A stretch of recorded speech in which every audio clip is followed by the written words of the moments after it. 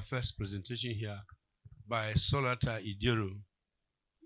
He's a PhD student, social work, Federal University of Lafayette. Good afternoon, everyone. Good afternoon, great social workers. My name is Solata Idero, and I'm presenting gender issues in caregiving during hospitalization at Dalhatu Arab Specialist Hospital, Lafayette.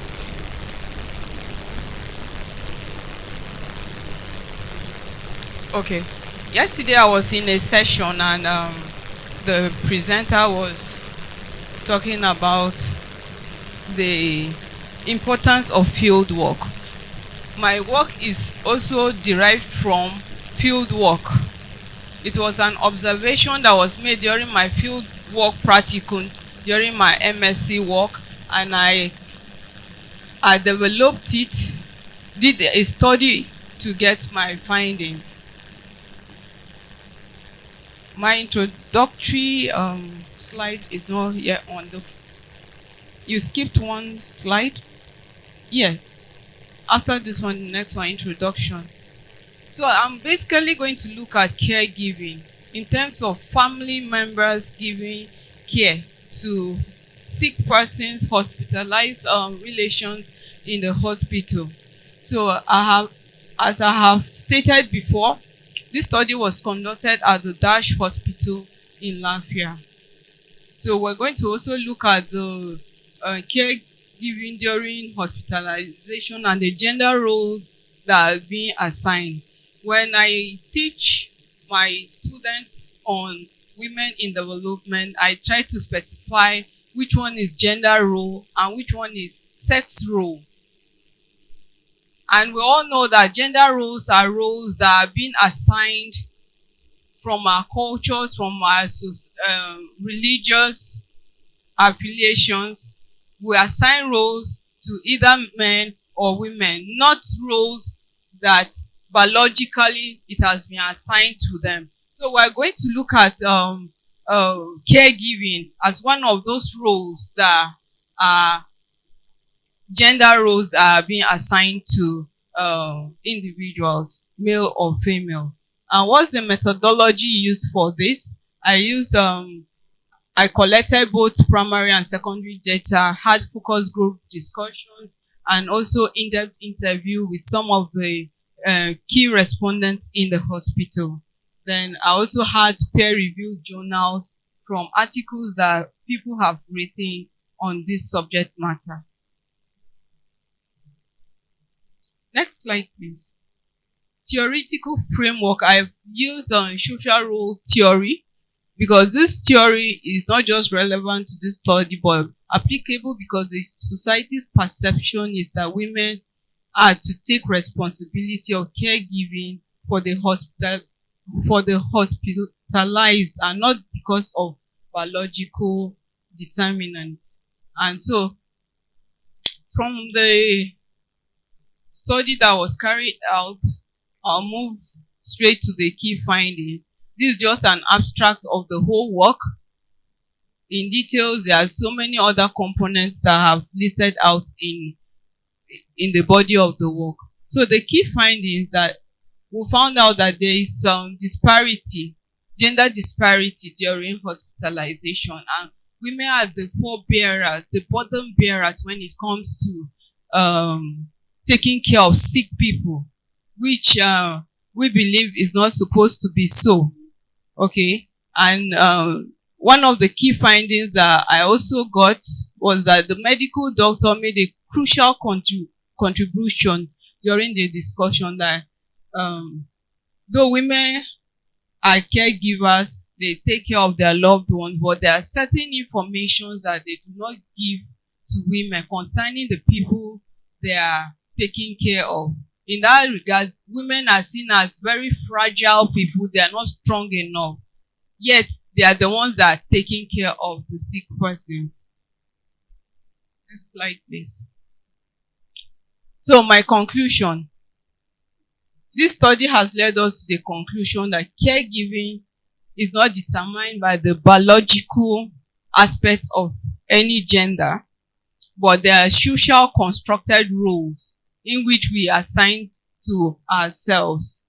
And the paper has recommended that there is need for raising awareness about the importance of gender sensitive caregiving during hospitalization. There is need for women or females who are providing caregiving during hospitalization for them to be counseled on how they can manage the stress associated with caregiving. And also there is need for medical social workers to organize orientation programs for female caregivers during hospitalization for them to be able to handle stress that is occasioned by caregiving. So we also recommend that social worker must be involved in assisting family caregivers who are basically females in managing difficult patients and family members. Then finally, we also recommend that medical social workers should insist that women caregivers are given adequate information needed in taking care of the patients, the persons in the hospital. It's not enough for them to be blindly taking care of someone with the assumption that if they are giving adequate information about the person, like let's say the person is going to die in the next 2 days or 3 days, that's too sensitive to tell a woman, and she won't be able to handle that. They deserve to know so that when the death finally comes, they'll be able to handle it better. So thank you. That's basically my presentation.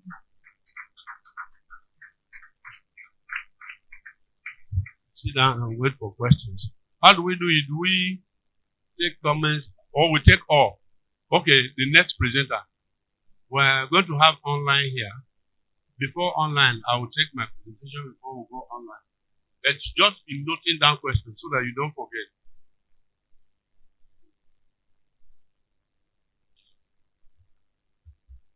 Good afternoon, all.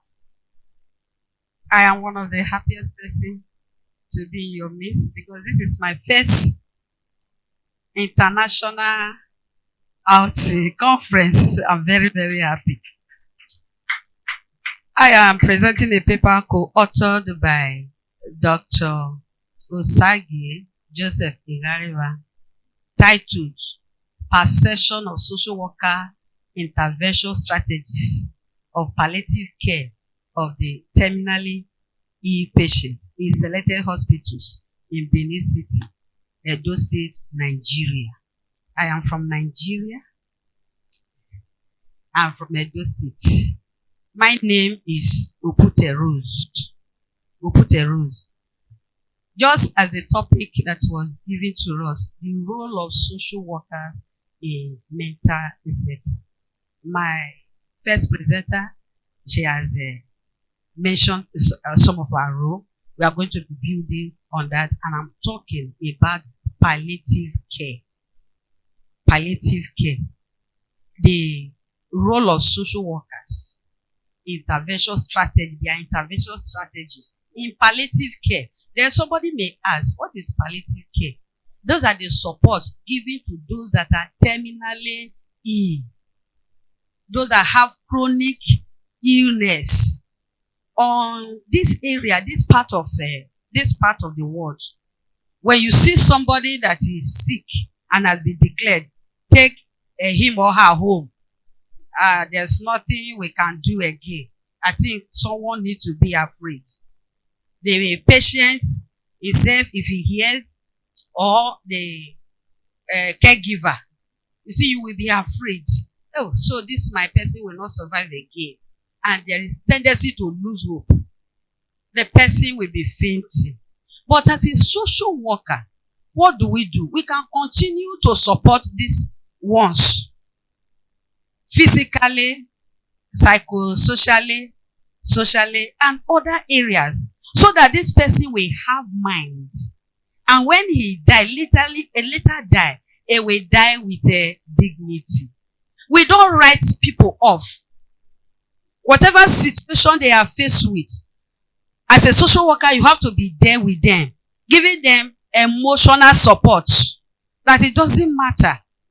Even though he has to die, whatever that is needed have to be given to him or her. Please, the next slide. Next slide.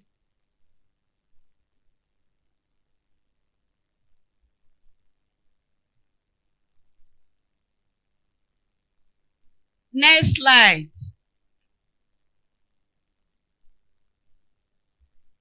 See, caregiving. For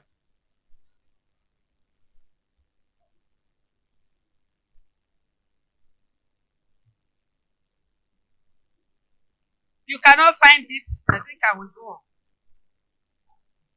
That is objective. Please go on. Go. Yes. Move up. Compassionate palliative care requires commitment from all levels of healthcare management and the collaboration of the family of the patient that needs care. This is suggested to the fact that many people who are diagnosed with chronic advanced disease or terminal diseases are inadequately cared for, according to Megna and Co. 2001. These people, they are inadequately cared for. Once we just hear that this person is terminally ill, the next thing that they look into are let him die. And there is a saying in this part of the world, every die is die. So let him die. We'll just be looking at him so that he will die. No, social worker have a role to play. Even though he will die tomorrow, let's give him the encouragement. As long as he's still living, that he's a human being. And whatever we can do, let's give it to him so that when he's dying, he dies with joy, not with regret.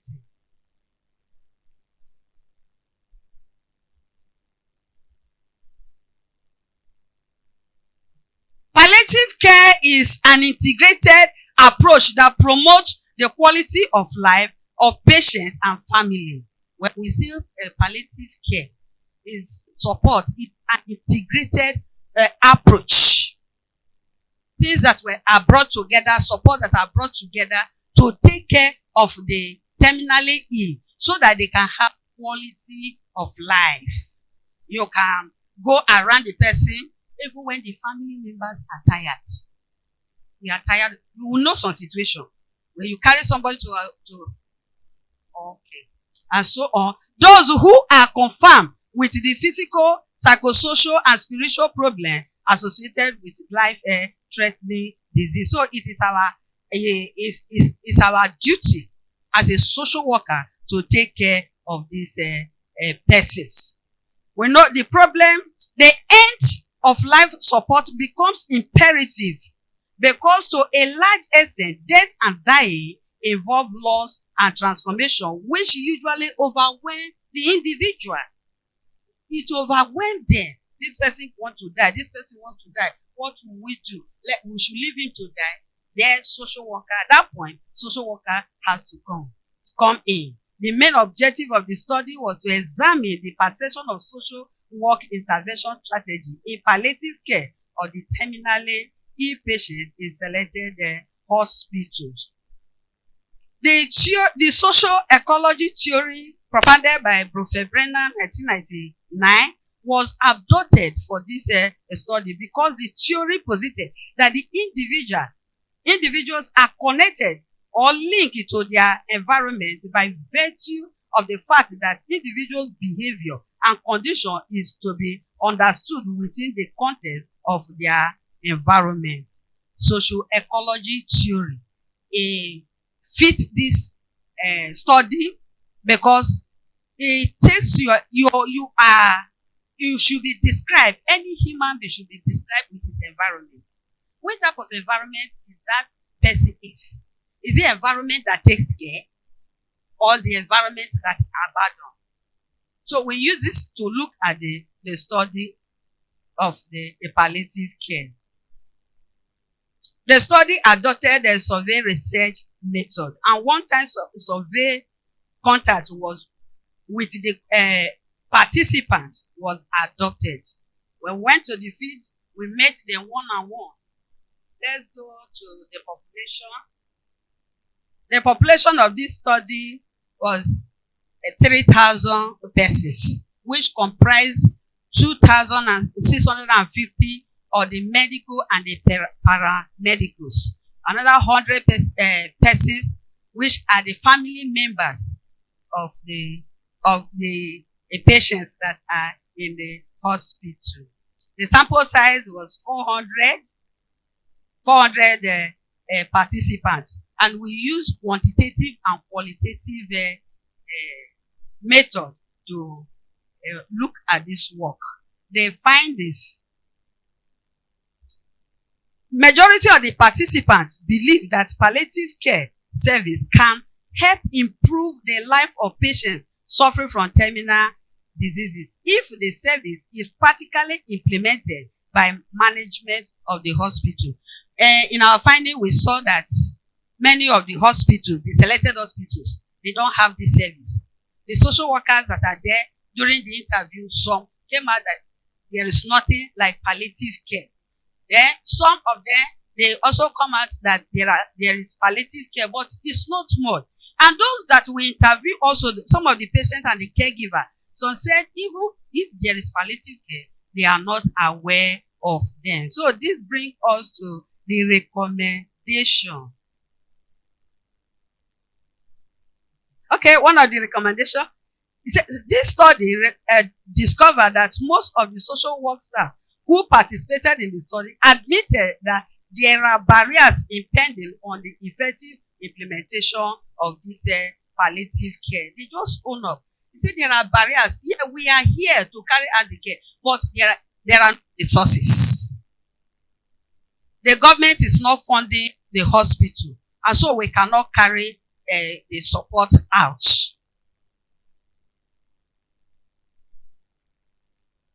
Conclusion: palliative care social workers work in individual, family, and community level to provide comprehensive palliative care service and add to quality of life of the individual suffering from terminal and life-threatening disease and their families. Palliative care social work is in its infancy stage in Nigeria in terms of practice, training, and research. This palliative care we are talking about today is still in its infant stage in Nigeria. And so what do we do as social worker? We have to work hard to see that these things, they are domesticated in most of our hospitals, so that our elders, anybody that is that find himself in this state, they can be supported with this service. So, recommendation based on the following the research findings, the following recommendation were made. The issue around policy. The topics are not given to me, so you have to introduce yourself, introduce your topic, then you can start. Good day, everyone. My name is Esther Uzo from the University of Calabar, and I'm here to present on the topic, Patients' Care and Effective Social Work Intervention in Patients' Care. Esther Uzo.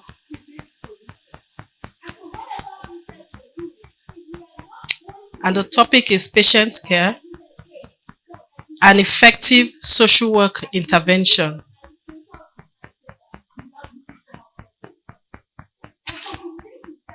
In 4 African healthcare settings.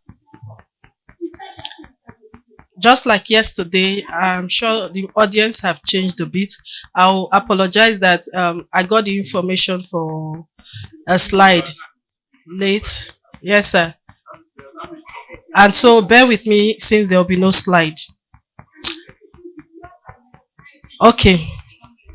The study was necessitated in a bid to understand the applicability of social work approaches and its efficacy in delivering treatment to terminally ill persons, as well as challenges faced in delivering effective intervention. In generating data for the study, the evaluative and descriptive research aims were utilized to gather data through the administration of the questionnaire. A sample of 36 respondents was drawn from 4 hospitals in 2 African countries. 1, the University of Calabar Teaching Hospital. 2, the University of Port Harcourt Teaching Hospital, both in the Niger Delta region, south of Nigeria. And the Ngwelezana Hospital and the King Edward VIII Hospital, both in the KwaZulu-Natal province of South Africa. Professional social workers are well equipped to practice in the healthcare field because of their broad perspective on the range of physical, emotional, and environmental factors that have an effect on the well-being of individuals and communities. These standards are developed to meet the needs of social workers in multiple healthcare practice settings and to help the public understand the role of the professional social worker. Since social work is a universal practice, with social workers all over the world sharing a common theoretical and knowledge base and subscribing to similar codes of ethics, this study was focused on a comparative analysis of social work as practiced in healthcare settings, comparing the above-mentioned hospitals, of which the study was narrowed from a broad view of general social work practice to health social work practice. Today's health services are almost exclusively being delivered in an organizational setting, such as healthcare center, nursing home, clinic, surgical center, and the rest. Whether these services are curative, rehabilitative, or preventive. Therefore, it is absolutely necessary that those involved in the delivery of healthcare services understand the complexities of organizational life, organizational behavior, development, climate, and the importance of expert administration in addition to their own professional areas of practice. Healthcare social workers provide services across the continuum of care and in various settings. They are present in public health, acute and chronic care settings, providing a range of services including health education, crisis intervention, supportive counseling, and case management. Today, social workers have many roles in providing healthcare in a variety of settings, although responsibility for care after a patient leaves the hospital is still a major focus for many social workers in healthcare. Social workers in these settings today provide such services as being a liaison between the patient's family and healthcare staff. They assist staff in understanding family constraints and other environmental factors that may affect a person's ability to recover.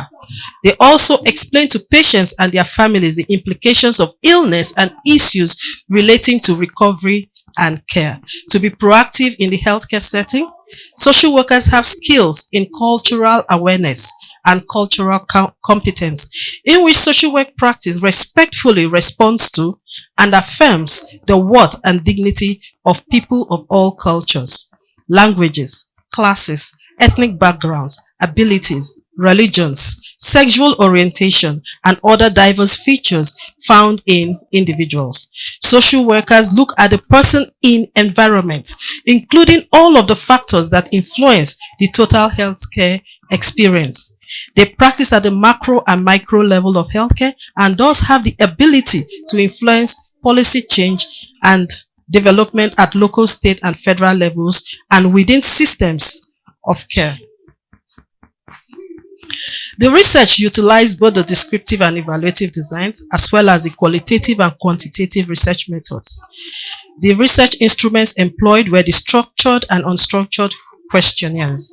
The target population were professional social workers practicing in those 4 national hospitals, 2 based in the Niger Delta region, south of Nigeria, and the other in the KwaZulu-Natal province of South Africa.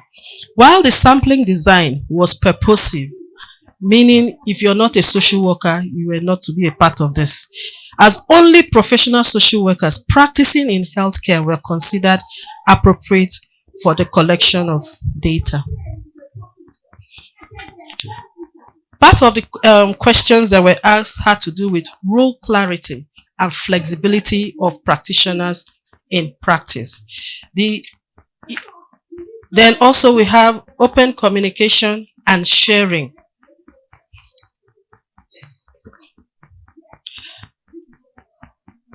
When we consider, let me quickly do this. On role clarity and flexibility of practitioners, respondents from Nigeria affirmed that role clarity makes practice effective depending on circumstance or situations. A professional finds himself as a professional social worker, is a facilitator and only needs other environmental factors to put resources together for effective enhancement to practice. Based on the principle of client self-determination, which should be adequately adhered to, which makes a patient determine certain issues on their own while the social worker only guides. From South Africa, they indicated that role clarity and flexibility leads to professional growth through social workers networking with other professionals from other institutions or disciplines for information and guidance on cases with difficulty, thereby improving service delivery to patients. Also, while a practical task is being carried out, role clarity and flexibility could lead to a learning process and information sharing, as social workers are to act as educators for clients, families, the community, and other professionals regarding disease prevention, impact of illness, and disease progression, advocacy for benefits, health maintenance, and adherence to treatment regimens. Under open communication and sharing, thank you. From the Nigerian perspective, interactive and attentive communication is vital to practice, and most often patients are non-compliant due to the issue of confidentiality and trust. While from South Africa, they indicated that sometimes the role of the social worker is not understood, which brings a gap in effective communication, as well as not understanding the multicultural background of a patient could lead to a lack of confidentiality and trust, which impinges on effective communication. And they also agreed that there is a need for training and retraining of social workers. Based on the findings of the study, social workers from the health institutions were able to identify challenges which they face in practice that impinges on effective service delivery. Among such suggestions that were given was the need for a general orientation and sensitization of other professions and the general populace on the functions, services, and practice of social work and how they can benefit from these services, alongside the involvement of the government and management in providing a conducive environment for practice, necessary finding and space to be efficient and effective in service delivery, benchmarking across Africa, exchange programs with other countries internationally, especially within Africa, organizing and planning of workshops, seminars, conferences, just like we are, for practitioners, professionals, and personal development. On the other hand, social workers have a responsibility to advocate for the needs and interests of clients and client systems in healthcare, including advocating for larger system change to improve access to care and improved delivery. Challenges facing social work supervision in these healthcare institutions were identified accordingly, and in comparing factors militating against effective social work supervision, common in these institutions were given as lack of sufficient funding or finance, huge caseloads, inadequate staffing, that's low manpower, insufficient time, lack of training for necessary skills as applicable to the healthcare settings. The findings disclose. Thank you. Thank you very much for your presentation. Thank you very much. You keep taking notes and questions. At the end of the day, we are going to discuss these papers to strengthen their work.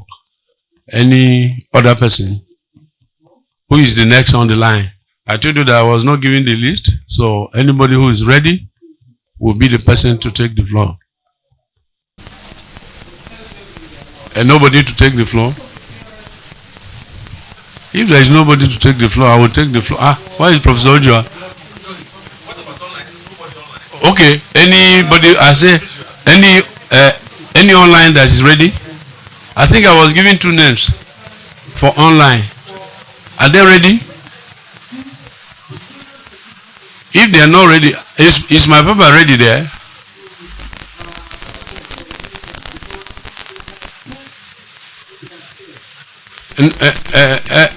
If there is no paper ready, I think we can discuss. Okay, there is a paper. If there is no paper ready, we can discuss this ones we have. Then we can come up with that. Anybody ready? Okay. Okay, you are projecting. Is it online? Okay. Hello?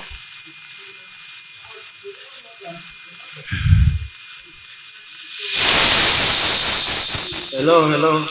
No, we are ready for you. Losses.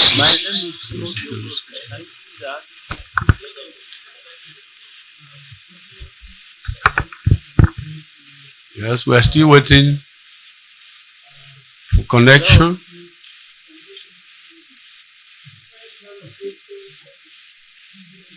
Yet to be connected when we're on it. Connected before I start.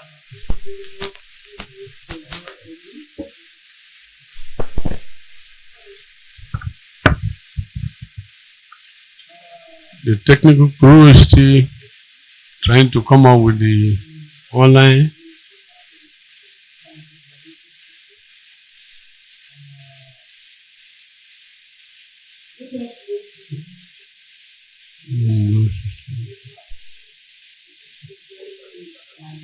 Okay, if we're having problems, can we take anybody?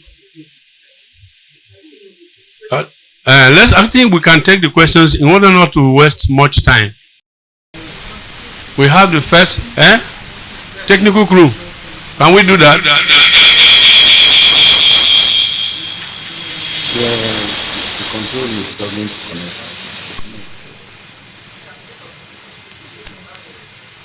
Okay, while the crew members are trying to sort out the next presenter, I think we have to go. We have to look at.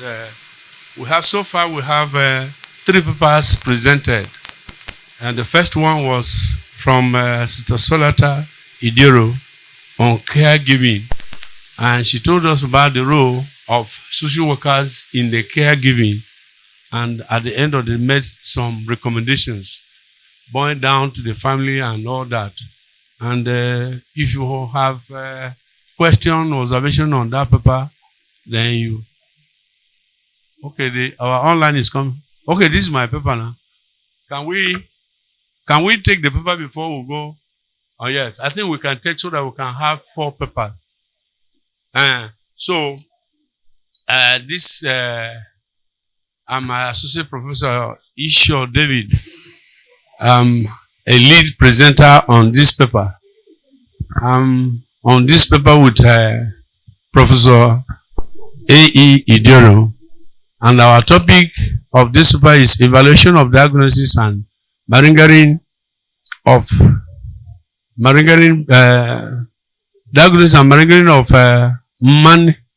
managing monitoring behavior by healthcare professionals at the Arab Specialist Hospital.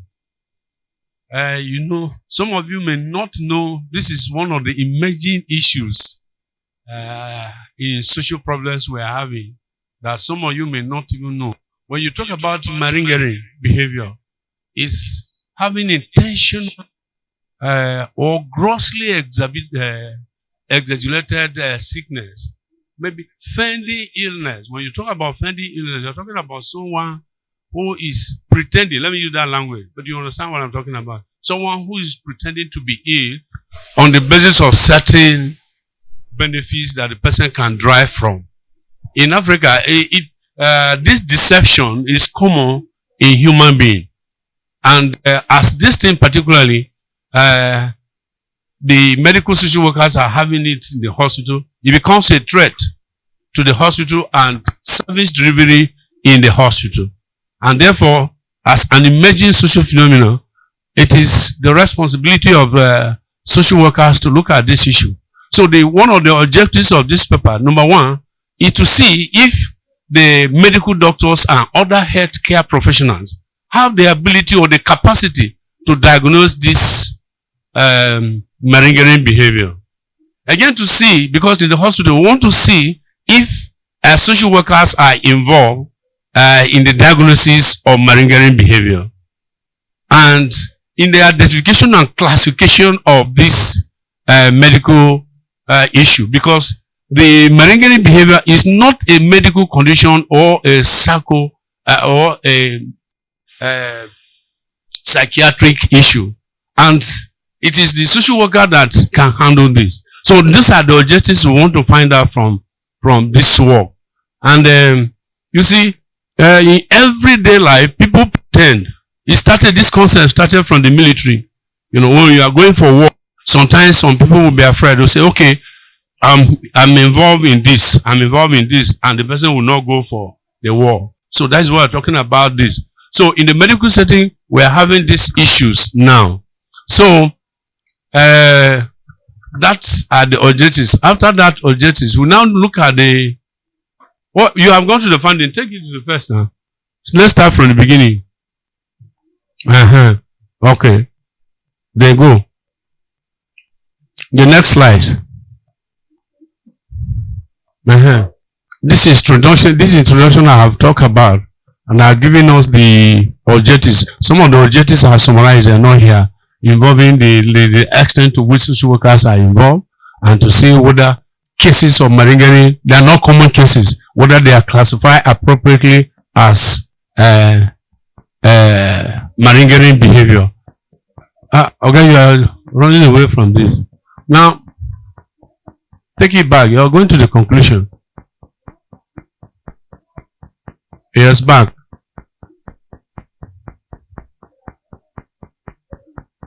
From the beginning. You are going to the conclusion. I have not gone to conclusion. Huh? Okay, time is going. So, okay, let me discuss the paper, because it's our paper and we can look at it. So, in the first place, we look at, after stating the objectives have clearly mentioned, we now look at the research, the methodology, the research design. In the research design, we use a cross-sectional survey design, was adapted, and questionnaire were self-administered to 421 healthcare professionals. A sample of 300, that is after administration of questionnaire. Normally you have those filled correctly and wrongly, and then we'll come out with 338 were used for analysis. Then we used multiple regression analysis for this study. Multiple regression is used, particularly when you have a kind of categorical variables, which you are all aware, not a continuous variable. In this case, multiple regression is used as a result of having a categorical variable. From there, we employed this multiple regression for statistical analysis using the statistical package for social sciences, version 26.08. Now, the findings of this study reveal that a significant positive relationship between healthcare professionals' capacity to diagnose and stroke manage malingerers and the perceived reduction in malingering behavior among patients. Then the nature of treatment given to malingerers was negatively correlated with the perceived reduction in malingering behavior and the relationship. I think, Professor Yua, you take over the moderation. Sorry. I told you earlier, I forgot. I can't moderate myself. Yeah. Eh? Oh, okay. Okay, sorry. No. Okay. So the relationship between this, okay. Then let us go to the conclusion since I have 2 minutes. It was concluded that the discovery of new and effective malingering detection method and management has the potential to significantly reduce the burden of malingering on health service delivery. Since clinical skills alone are not typically sufficient to diagnose malingering, medical education needs to provide doctors with the conceptual, developmental, and management framework to understand and deal with patients whose symptoms appear to be simulated. Emphatically and tactically approach may make such patients give up the offending symptoms in response to treatment. These findings demonstrate the relevance of medical social workers in the management of malingering so that its prevalence can be called recommendation. Drawing from the above findings and conclusion, the following methodological, theoretical, and practical policy recommendations were made. Psychiatric investigation aid in identifying illness and deception may require support from various evidence sources such as purposive expression of feeling assessment, medical notes, and relevance non-investigation to enhance social work skills in detection of this malingering behavior. Clinical skills alone are inadequate for diagnosis or detecting malingering. Medical education should equip doctors with conceptual, developmental, and management framework to understand and address patients exhibiting simulated symptoms. Social workers employing parent conditioning can detect malingering by highlighting negative consequences and addressing needs with action plan. Healthcare professionals recording instances of fake illness aim to discourage future malingering, disrupting the cycle of the rewarded behavior. Thank you very much. I appreciate you all. So, from the technical crew, can we have online? Anyone ready? If no one ready, we can take questions and answers. This one is another session too. While we are waiting for you to look, I think we can take questions. Okay, let's go ahead. I started by introducing the first presenter.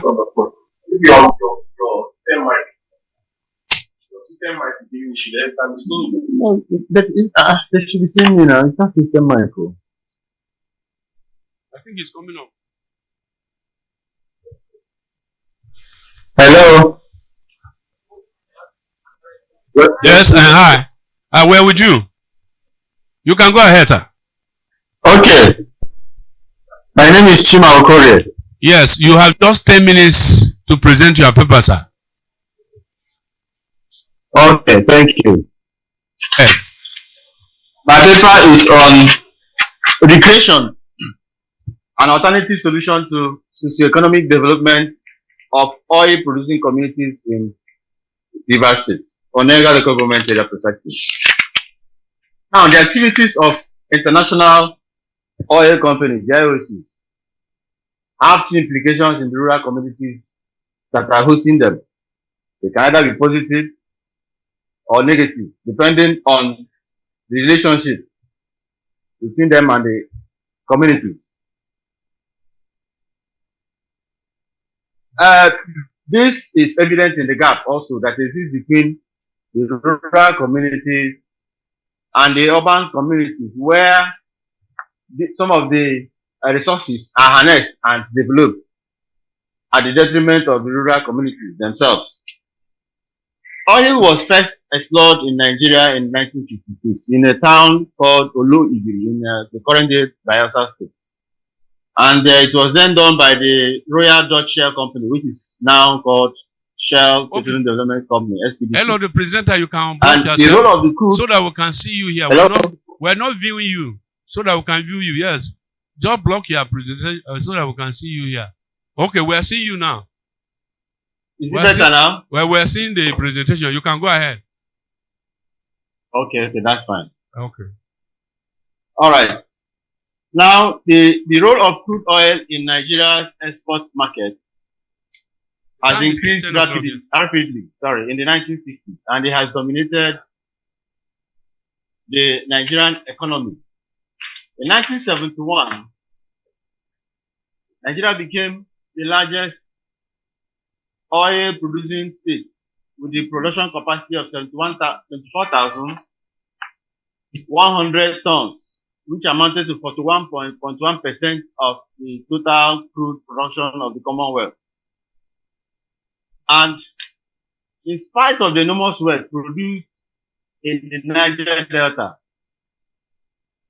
poverty level has been quite high and is still high. The Niger Delta is one of the poorest parts of the world, ironically, and the situation is worsened also mainly by corrupt leadership. But the prolonged period of consistent oil exploration in the Niger Delta area has also generated environmental pollution, which has made crop production, fish farming, and their rural activities very difficult and almost not possible, almost impossible. In addition, the oil, please, next slide there, please. In addition, the oil companies have also been making enormous efforts to improve on the socioeconomic lives of their hosts. But though these efforts are well appreciated, but the people themselves don't believe that they have done enough. This perceived difference between what it should be, what is expected, and what it is where this study is focused. The study therefore identified and focused attention on the communities that play host to total exploration and total exploration and production Nigeria, that's TEPNG. In Western Nigeria District. 5 more minutes. Oh, wow. Okay, thank you. Now, the problem itself. The socioeconomic well-being of oil producing communities. Please, next slide there, so you can go with me. The socioeconomic well-being of oil producing communities in the Niger Delta and their relationship with their host communities has been a great concern to social workers and the scholars. At the center of it all is the issue of corporate social responsibility. That is the center of the whole this study. How well is the company doing in terms of living up to the expected or perceived corporate social responsibility and the realities? Because the community has an expectation, but some of those expectations may not be attainable. So that is where the gap comes, and that's where the conflict is hinged on. Oil exploration is expected to bring about positive change in development of the host communities, just like it is seen in countries like Venezuela, Angola, and the rest of them. Incidentally, due to the excesses of some of these companies and then the unhealthy gas flaring and the rest of them, so much of the oil exploration is predisposing the people to some health hazards. And that is what is becoming more of a difficult situation than the benefits themselves. Now, since the people do not have that complete conviction of this feeling of benefit from these oil exploration activities, there is this feeling of agitation among them, which has led to bunkering, led to kidnapping, which first started with the oil workers mainly at that time. And then this has also led to loss of manpower, loss of so many things, and insecurity in that region. The Nigerian government itself has also set up certain agencies to help to develop the region where oil is being primarily explored. A lot of them are there, you can see on the slide. To save time, please. However, all these efforts have not achieved the expected results because the international companies operating in the area are alleged to embark, though they are alleged to embark on developmental projects, but the people, they don't believe that those efforts are sufficient to give them the required development and well-being. However, our major focus is on the recreational facilities and how the company, the IOCs are able to harness that as a strategy to enhance the well-being of host communities. Now, focusing on the total, which is Total Exploration Production Nigeria. In recent times, the company has adopted this measure in line with other measures, but predominantly this as a major instrument, as a major strategy towards developing the well-being of the people. And then the reason behind this is that, there have been this tussle between the communities in those communities. So the company now felt they should use recreational activities, the cultural festivals, and sponsoring of those kind of activities to bring those communities to engage in competition. And then from there, new breed of talents are harnessed, and the communities themselves begin to see themselves as neighbors. And then, let me, for the sake of time, please, go through the theory that is used to support this work. Please go with me to the theoretical framework. It's the basic resource theory. And the basic tenet there is that this theory believes that the availability and magnitude of resources is what will determine or they determine the attraction of investors in those areas. So you could see the reason why these investors are here, that because of the magnitude of the oil mineral resources in the Niger Delta region. Please, let's go to the methodology. The study adopts the survey design for obvious reasons. This is to enable it harness the wide scope variables that are involved. Now, okay, basically, hello? Round up, please. Time up. Round up. Okay. Your time is up. Your time is up. Go to your conclusion and round up. Hello? All right. Thank you. The results and the conclusion, please. Conclusion, please. The international IOCs play very critical role in the economic development of the countries where they are located. In the event of this, the Total Oil Company, the Total Oil Exploration Company, has been doing quite a lot in the development of the rural communities which are playing host to them. In terms of the use of recreational facilities, they have provided quite some recreational facilities on ground, which the people themselves have acknowledged. Now, Hello? it is recommended your time is up. Recommendations Fire here. are. Your time is up. We have tried. We can't go more than that. Hello? You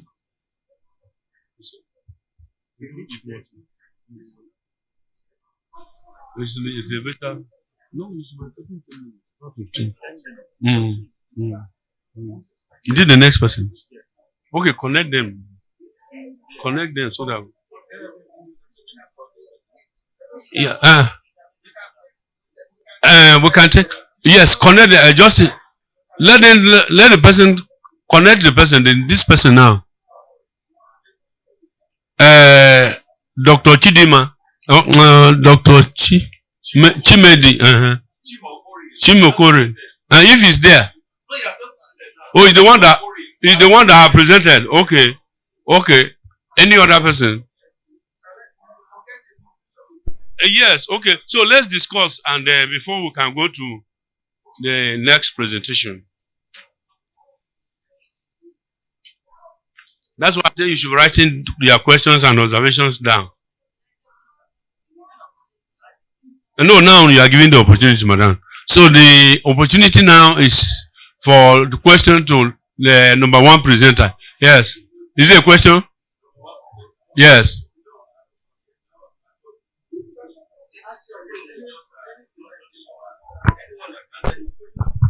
Okay. Okay, you can ask your question. Then you direct your question to the particular presenter.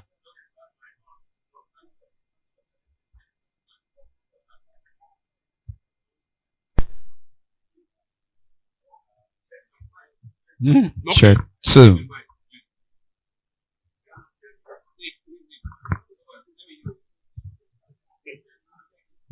Okay. I just want to maybe make a general comment. My comment has to do with the recommendations. I have had 2 or 3 recommendations, and I sat back quietly to begin to analyze. You know, we must try to actually move away from general presentation of recommendation to specific. And the reason is because of the purpose of trying to take action. For instance, social workers should, or the government should, at least we are pointing directly to what each of these people, each of them should actually play a role in terms of this. So my general comment is, please, we should actually move away from general recommendation to specific. Thank you very much. Any other, that is observation, the question is not directed to anybody. Okay, Prof. Yeah, I want to appreciate all the presenters for their work. Let me quickly observe the second presentation. That's talking about the palliative care in the hospitals. Now, in taking such a submission, you should be able to determine very clearly the ethical responsibilities and principles of this profession in terms of rendering the services for which the paper spoke to. We should also be able to note that palliative care is not really a distinct area of a responsibility. It's a responsibility that it's been taken in order to complement the activity or the efforts of care provision in the hospital. And at some point, the paper referred to it as palliative social workers, palliative social work, and all that. This is just a service in order to help the terminally ill. And the paper, I didn't really see the paper stating the type of services that are being saddled or scheduled or are being carried out by different hospitals, especially the ones the study was conducted, which now the palliative services were also rendered to complement those ones. These are very necessary aspects that you need to touch. Any other question? Any other question?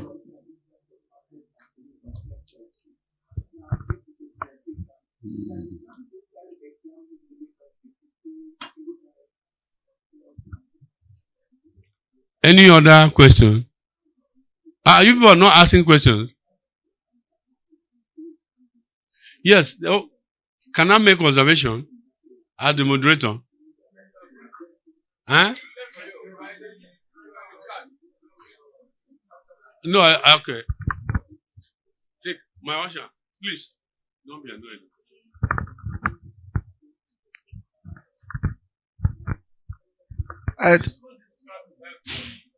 So I think I forgot this malingering paper evaluation. My little contribution on that is that I didn't really see, although some of the slides were missing, I suppose, because there should have been an aspect that spoke to the synergy, or that should have spoken to the synergy between the professional social workers and the medical professionals, the clinicals, the doctors within the confines of their responsibility, working together in order to determine the consequences, to identify first at the first instance the malingerers, and also determine what are the supposed consequences, of those perpetuating this act, and to a larger spectrum within the hospital settings, what could be the laid down rules or activity or services that can assist the hospital in such detention of these malingerers, and how could we assist these malingerers, or people to desist from that? What are the various checkmates we can put together in order to first, look for a way to reduce the incidences of malingering, rather than looking for awaiting malingerers to manifest, then we'll begin to look for curative measures. I think there should be a linkage from the beginning of this, which will also speak to the conclusion. Thank you. Thank you so much for your constructive observations. We are doing this to strengthen the work. The work was, as I'm coordinating and presenting and all that, I was not able to give you details of that.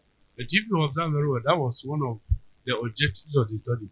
Having the problem of classification of identifying the malingerers.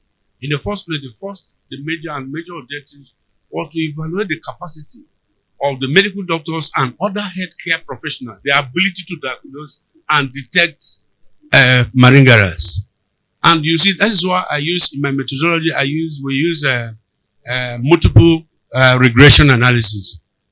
This is because we use a categorical variable, and using this categorical variable is only that regression analysis that we are able to measure that relationship, that what you are talking about. Though in the conclusion, you are going to see it very categorical there, because it's a concept that in the hospital, based on what we're having now, not having qualified medical social workers. So this is a practical case that the medical doctor, because our respondents were medical doctors, you know what it means for you to select a medical doctor to be your respondent. A medical doctor, nurses, and other healthcare professionals. Initially, the doctors feel that they are the only people that they can look at it. And I stated categorically that malingering is not a medical condition or a psychiatric condition. It's purely a social condition. And that is purely responsibility of a social worker.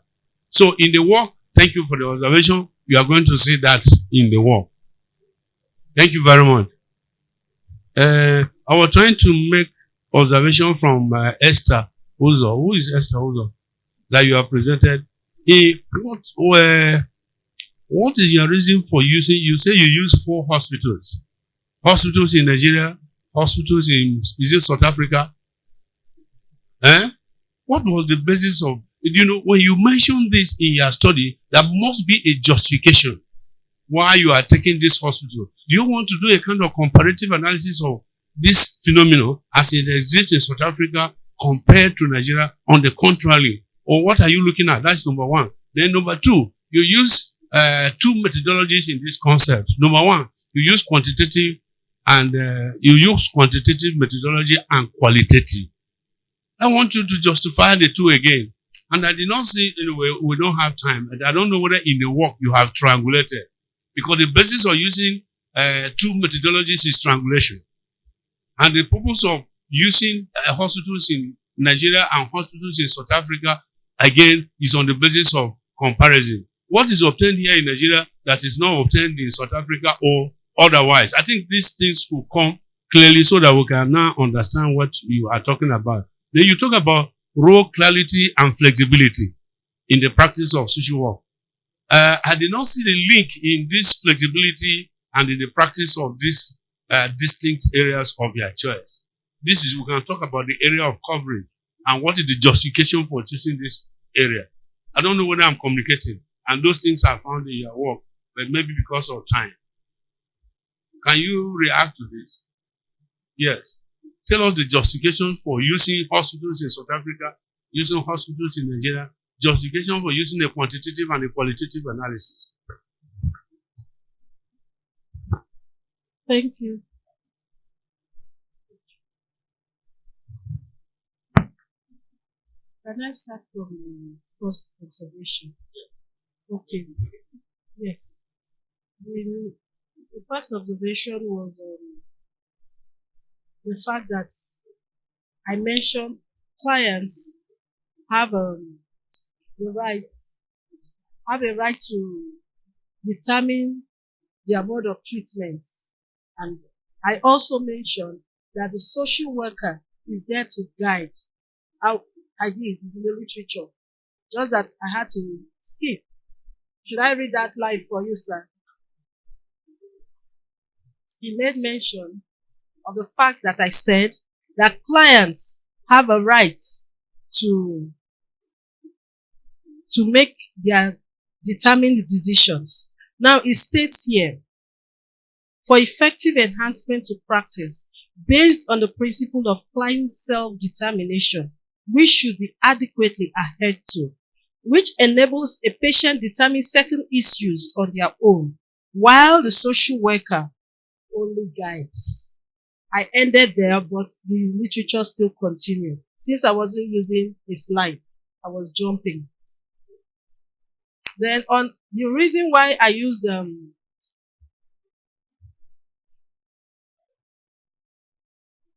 it all has to do with the supervision that social workers render to clients, to patients in the hospital setting. And one of which is to understand what is the role of the social work in hospital setting. So when we are able to understand our roles, how flexible are we to it? Because we know that there's a clash in the roles that social workers play, nurses play, psychotherapists play, doctors play, and there's a whole lot of misunderstanding in the management of hospital caregiving. And that is where the aspect of role clarification and flexibility came in. Thank you. Now, why did I use South Africa and Nigeria? I used South Africa and Nigeria, and I was specific on the regions in which I conducted these two studies. When you look at the KwaZulu-Natal province of South Africa, it is almost like the south of Nigeria. They are alike. We are all blacks. I've not seen any white man that says he's from KwaZulu-Natal. That's one. And two, the 4 hospitals, 2 in KwaZulu-Natal, 2 in Niger Delta region, are all national hospitals. None was private, none was state. They were all national hospitals. And I studied only social workers practicing in these hospitals. I did not consider occupational therapists or nurse or whoever. It was a purposive study. And I think I've touched on you talked about triangulation. Yes, it was a comparative study, and I said that much when I was presenting. While I was reading, it was a comparative study, sir. Yes, sir. Patients' care and effective social work intervention in 4 African healthcare settings. Thank you, sir.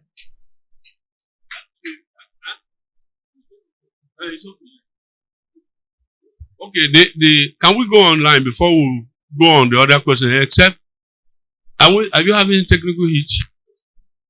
If you don't, let's see if the person is true. Let's go before we can go on our own.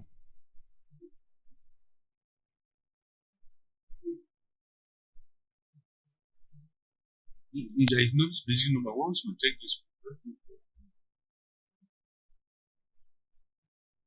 so that we can round up.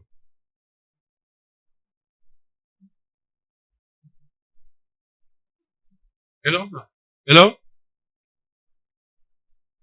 Hello, we're waiting.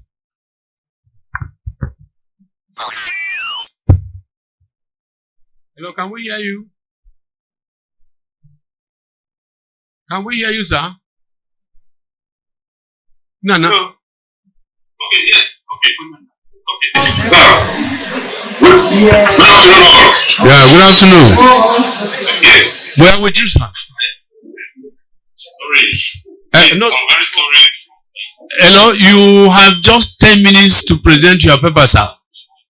And you should unblock your side so that we can see you here. We're not seeing you here. 10 minutes. Yes, and we're not seeing anything from you. Hello, sir. Please unblock so that we can see your slides, please. Unblock for your side. We can't see your slide here, please.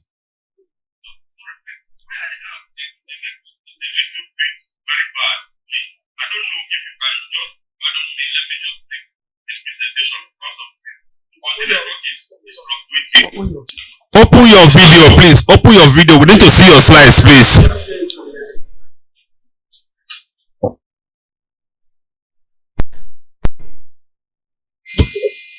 Hello, please. Are you seeing?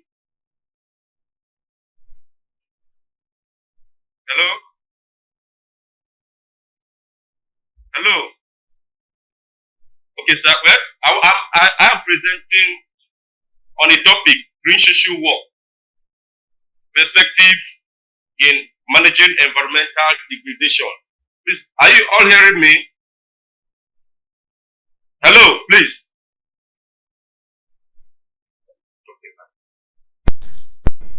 Hello?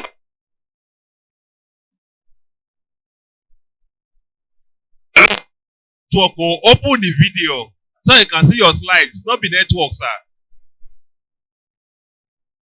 Unmute, unblock. Anyone you choose to.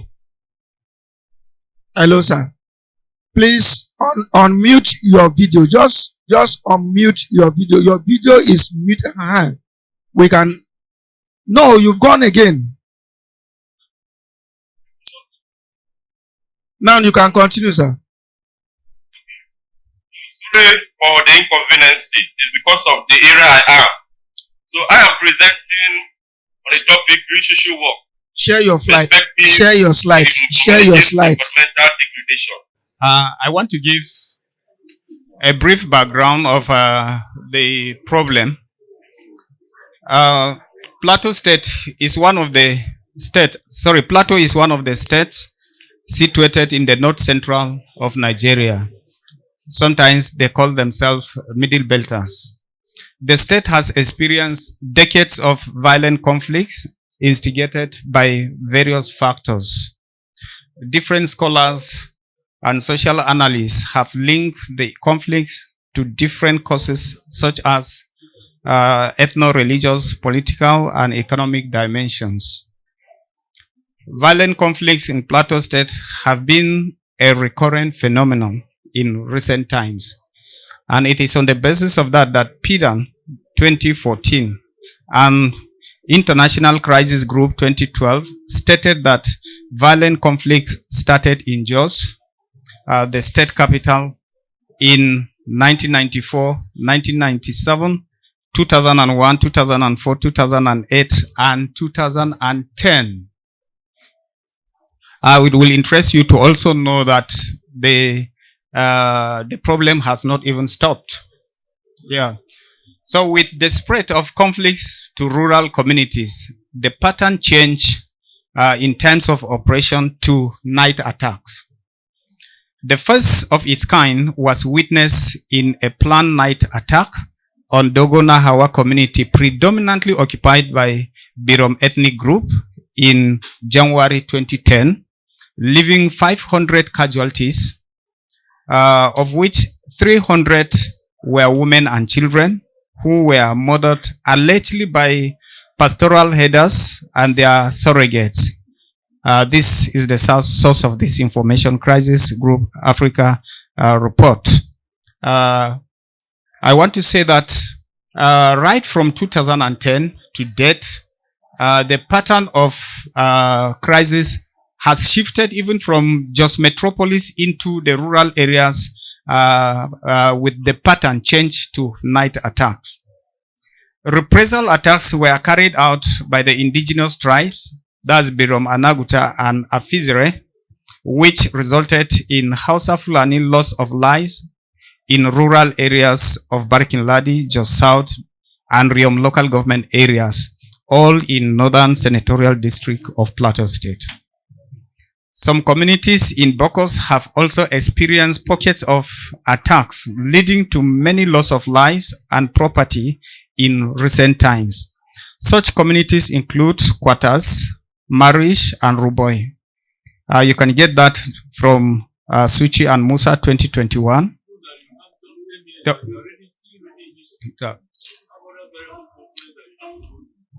Okay. Part of the background of the study is the fact that anytime there is an attack of this nature, the problem here is that there is always casualties, and those that are able to survive the attacks are usually displaced to a place they consider to be safer. And these people face a lot of challenges, given the fact that they are moving to a fresh area, having lost their means of livelihood and even their loved ones. So they have been under very traumatic experiences, and they find coping strategies very, very difficult. Statement of the problem. Post-conflict experiences are usually traumatic to those who survive it, because they have lost a lot of properties and livelihood. IDPs, that's internally displaced persons, face tremendous hardship, including discomfort in terms of space and secrecy of the family, inadequate feeding, and poor nutrition, which may likely lead to severe malnutrition in infants and in children. Poor sanitary condition of the camps have the likelihood to make people vulnerable to environmental related diseases. You can like infections, cholera, diarrhea, and other related issues. Indiscriminate sexual behavior and vulnerability to sexually transmitted diseases, building hostility and aggression due to frustration. Objective of the study. The study examines the challenges faced by the IDPs in the camp. However, the paper assessed the ability of the IDPs to cope amidst the prevailing daunting challenges in the camp. The study aimed at identifying the impact of government, non-governmental, and individual interventions on the internally displaced persons in the camp. Because of want of time, I may not go to the literature, but the literature is also there. Methodology. The research design suitable for this study is the survey design, because it can be used for both qualitative and quantitative study. Qualitative methods was used for this research because the data were gathered from primary source with limited margin of error. The population of the study comprised adult males and females who are in the IDP camps. Of course, the population is basically, okay, thank you, on IDPs, those that are in the camp. The scope of the study were the two IDP camps at Geosciences, that is in Anguldi, and then the pilot primary school, Mangu, all both in Plateau Central and Plateau North, respectively. Findings. The study revealed that IDPs were surrounded with numerous challenges of life, such as food shortage, diseases, lack of water, accommodation discomfort, and others. IDPs find it difficult to cope because they were still going through the post-conflict traumatic experiences, as most of them regularly recall how they lost their means of livelihood. Some could remember how their loved ones were killed under their watch. Some of them were involved in alcohol and drug consumption as alternative to life. Findings also show that several interventions came from government agencies, non-governmental organizations, and philanthropies but these interventions were said to be inadequate to meet their needs sufficiently. There was wide range of complaint from the IDPs that at times some of the interventions do not reach them. Recommendation. Government should do more to improve the well-being of the IDPs by providing the basic necessities of life for all displaced persons in the camps. Waste disposal be provided to improve the sanitary conditions of the camp. We've also discovered that children in the camps do not have access to education or to school. So this recommendation also shows schools should be provided to the camps, or vehicles should be made available to transport children from the camps to nearby schools. Government, in collaboration with development partners, should rebuild the original houses of the IDPs to enable them resettle at their land of inheritance. By doing so, it may guarantee faster reintegration and adaptation. More interventions were expected from government, private organizations, and individuals to address critical areas of needs of the IDPs. This is the summary of what I have in this paper. The details are in the body of the paper. So thank you very much. Thank you very much.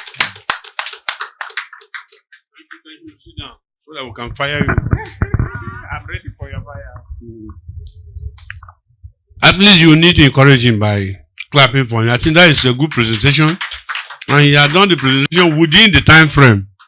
So you have to give him a very quality class. Honorable, go and sit down. Yes. Questions? You don't need much to talk about the paper because it's a familiar issue that all of us knows. It's talk about the condition of IDPs. The dimension is taking the reprisal attack at night, the consequences of IDP, and those areas that are suffering from those areas. The issue of hunger, the issue of so many issues that require social work attention. Now, the floor is open for questions and observations. Questions and observations. You don't have questions and observations for him? You have to be very careful when you are talking. Moderator.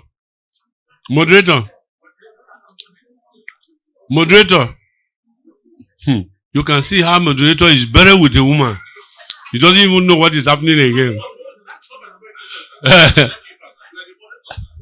Okay, thank you, ba. This one is a lawyer. Okay, sir. Thank you, ba. You know, when I'm asking for observations and questions, you don't raise your hand anyhow. I catch you. You raise your hand. That was what called my attention to you. Do you have any observation for the paper? Okay. Why is my... Okay, help me pass. Good afternoon, all. My name is Legbel Oga from the University of Calabar. My question is, I may be wrong, I'm sure in the body of the work, you have implication for social work practice. But during your presentation, I didn't hear you say anything concerning how social workers can help these people. Because you mentioned that they have difficulties in coping strategies. So that is where the social worker should come in. So I didn't hear you say anything about what the social worker would do to help these people in this difficult situation they are in. Thank you. Just note it down. Any other question? Any other observation? These are our students. Okay. Can students make contributions, observations? No, just observe. You are just coming in. Okay. The presenter you have, don't worry, you have a question here. The contribution of social work to this menace. And you say you use a survey design. The survey design a methodology. I don't know whether you were in a haste. Can you remember mentioning that? that you use survey design. What is the kind of survey design that you use?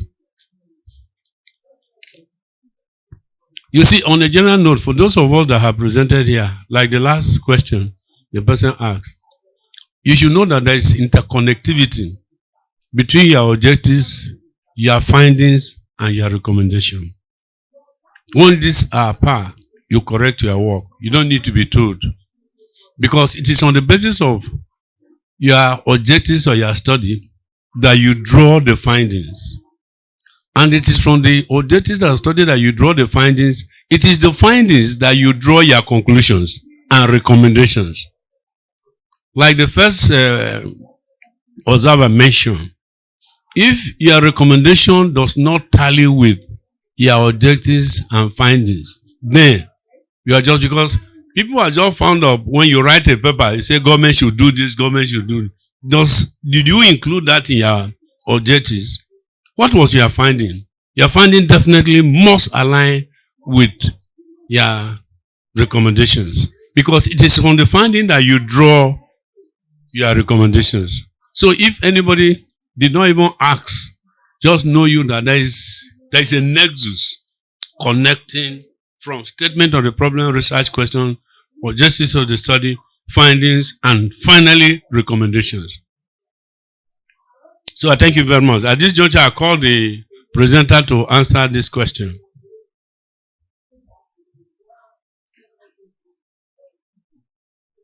Are we still expecting online? Okay, thank you very much for the first question. The first question is asking the role of social workers as far as this work is concerned, because the work is on internally displaced persons and the challenges they face in the IDP camps. Yeah, the role of social workers are fundamental in this regard. It's just that this is a summary of the work. If you look at the body of the work, there is an aspect where social workers can come in.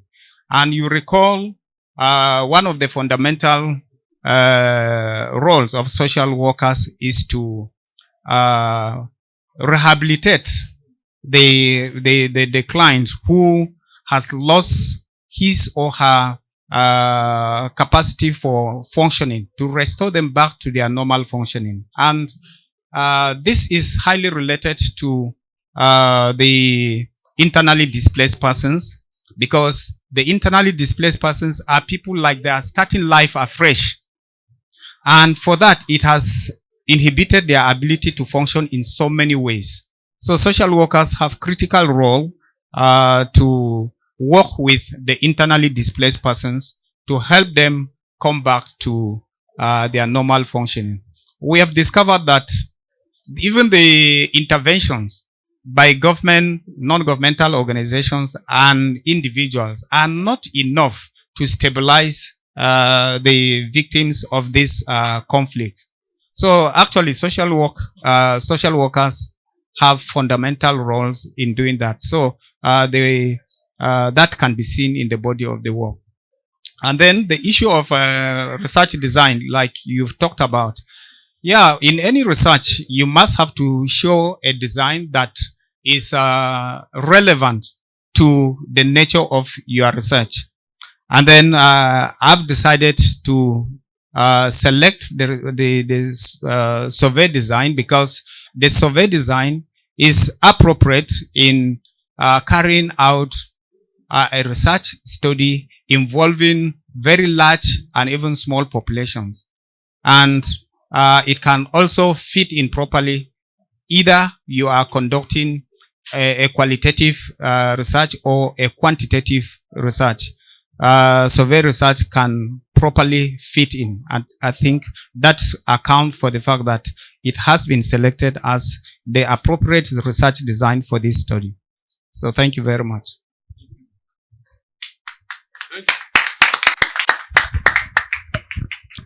Thank you very much.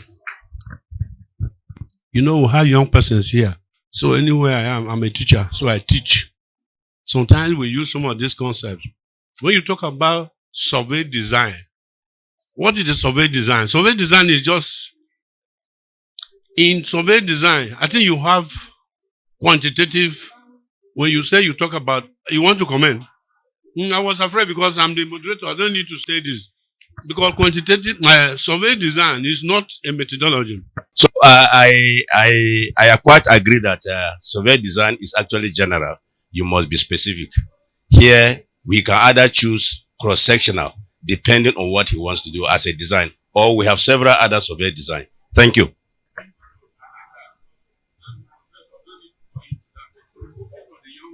No, you know, I'm also co-author. So. Okay, you are going. Okay, can I hide it? Nakama kayo. Eh? It's Lafayette conspiracy. No, what we're saying is that we have young people here, even at a very high level. Moderator, at a very high level, people use survey design without actually mentioning what I, like in my work, if you see, I give you the reviews. I use cross-sectional design. Cross-sectional. But,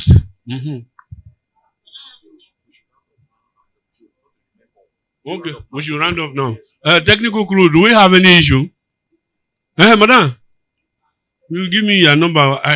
I lost that number. People, I will not give you again. Any observation? Technical crew, we are to round up. Some people are still discussing, so we are at this point, so we are comfortable. We can discuss if there are issues.